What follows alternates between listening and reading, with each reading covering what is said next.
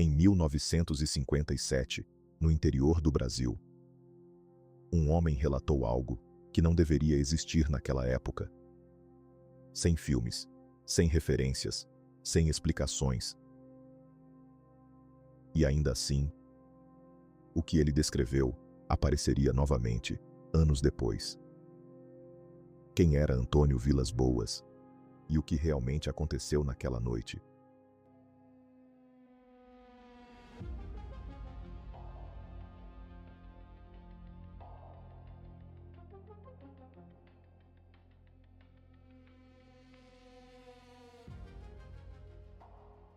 Antônio Vilas Boas tinha 23 anos.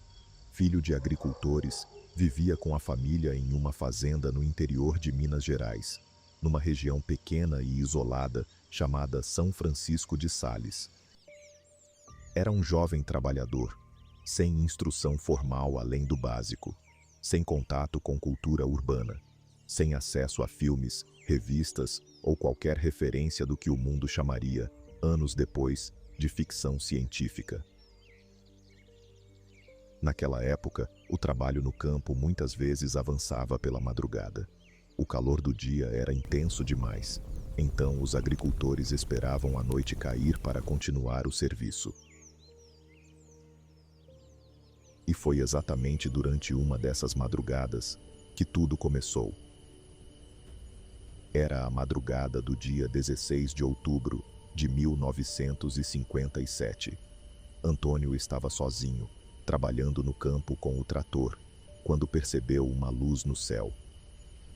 Não era a primeira vez que ele via algo assim naquela região. Luzes distantes, pontos no horizonte. Mas naquela noite, era diferente. A luz não estava distante. Ela se movia. E se movia em direção a ele. Sem barulho. Sem vibração. Sem nenhum som que pudesse justificar o tamanho do que ele estava vendo aproximar. Apenas silêncio. E uma luz que ficava maior a cada segundo. O objeto desceu lentamente até o campo. Antônio descreveu uma estrutura de formato alongado, com luzes em torno da base, que girava enquanto pousava a poucos metros de onde ele estava. Ele tentou fugir, acelerou o trator, mas o motor perdeu força de forma inexplicável. Então desceu e tentou correr a pé. Não conseguiu. Ele relata que figuras saíram da estrutura e o cercaram. Que tentou resistir, que gritou, que lutou da forma que pôde. Mas algo aconteceu que ele nunca conseguiu explicar com clareza. Ele descreve que perdeu o controle do próprio corpo e foi levado, contra a própria vontade, para dentro do objeto. Segundo seu relato, o interior não se parecia com nada de origem humana que ele conhecesse. As superfícies eram lisas. A iluminação vinha de lugares que ele não conseguia identificar. Tudo parecia limpo, organizado, quase cirúrgico. Ele foi despido.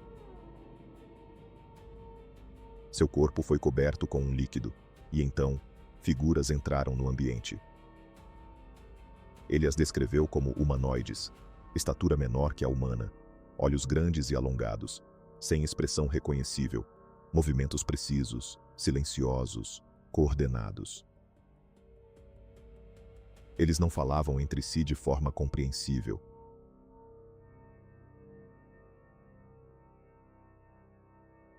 Os sons que emitiam não se pareciam com nenhuma língua. Antônio comparou a sons que nunca havia ouvido antes. E então vieram os procedimentos. Antônio relatou exames físicos detalhados. Coleta de material biológico, agulhas. Procedimentos que ele descreveu com precisão clínica, mas sem conseguir compreender a finalidade de nenhum deles. E então veio o elemento que tornaria esse caso diferente de tudo que havia sido relatado até então. Uma figura entrou no ambiente, de aparência feminina, fisicamente diferente dos outros seres, mas inconfundivelmente distinta dos humanos. Cabelos claros, olhos que ele descreveu como oblíquos, pele muito clara. Ele afirmou ter sido levado a interagir com essa figura de forma íntima, algo que, em 1957, não existia como referência em nenhum relato conhecido. Não havia um modelo para isso. Não havia influência cultural que pudesse justificar esse elemento específico. Esse detalhe só apareceria em outros relatos anos depois. O que significa que ou Antônio viveu algo real, ou criou sozinho um padrão que o mundo inteiro repetiria sem jamais tê-lo conhecido. Depois de um tempo que ele não conseguiu precisar com exatidão, tudo terminou. As figuras o vestiram. Fizeram gestos que ele interpretou como uma despedida, e ele foi levado de volta para o campo, deixado no mesmo lugar onde havia sido encontrado. Sozinho. Mas não exatamente como antes. Nos dias seguintes, Antônio começou a apresentar sintomas que não conseguia explicar. Fraqueza intensa, náuseas persistentes, feridas que apareceram em partes do corpo sem causa aparente. Uma sensação constante de que algo havia mudado, que ele não conseguia nomear. Ele esperou semanas antes de contar o que havia acontecido, com medo de não ser acreditado, com medo do que as pessoas diriam. O caso chegou ao jornalista e pesquisador João Martins, que conduziu uma investigação detalhada e colocou Antônio em contato com o médico Olavo Fontes, da Sociedade Brasileira de Estudos sobre Discos Voadores. Fontes realizou exames clínicos completos. O que encontrou foi suficiente para não descartar o relato. Antônio apresentava sinais consistentes com exposição à radiação, lesões que não tinham explicação dermatológica convencional. Nada conclusivo, mas nada descartável. E o elemento que mais pesou na análise dos pesquisadores não foram os exames. Foi a consistência do relato. Ao longo dos anos, em diferentes entrevistas, conduzidas por pessoas diferentes, em momentos diferentes, Antônio nunca alterou os detalhes centrais do que descreveu. Nunca acrescentou elementos dramáticos. Nunca buscou fama ou benefício financeiro com a história. Levou o relato consigo até o fim da vida, com a mesma calma, com a mesma consistência. O caso foi analisado por pesquisadores. Exames médicos foram realizados.